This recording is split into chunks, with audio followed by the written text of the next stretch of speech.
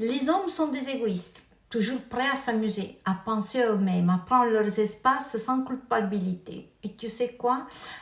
C'est en partie vrai, mais ce n'est pas totalement de leur faute. Le problème, c'est que cette dynamique commence dès l'enfance et fait partie de l'éducation émotionnelle qu'ils reçoivent. Et oui, parce que l'éducation émotionnelle que reçoivent les enfants est différente de celle que reçoivent les filles.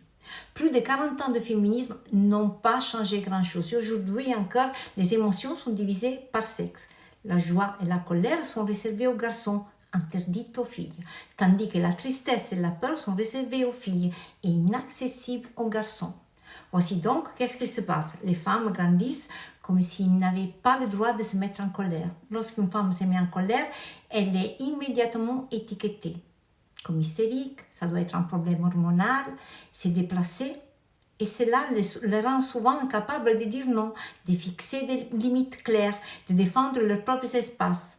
Parce que la colère chez les femmes est aujourd'hui fortement dévalorisée et mal vue. Les hommes, en revanche, sont autorisés de leur plus petit âge à se mettre en colère et à s'amuser. La joie et la colère sont des émotions viriles. Ils apprennent ainsi à se faire respecter, à prendre du plaisir, à profiter sans culpabilité. Et la tristesse et la peur, non, ça, sont pas pour eux. Les enfants serrent les dents pour ne pas pleurer, sinon ils sont ridiculisés.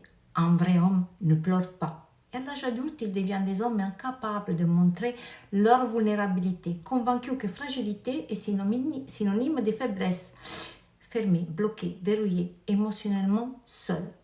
Et alors, comment on s'en sortit de ce schéma? Avec l'estime de soi.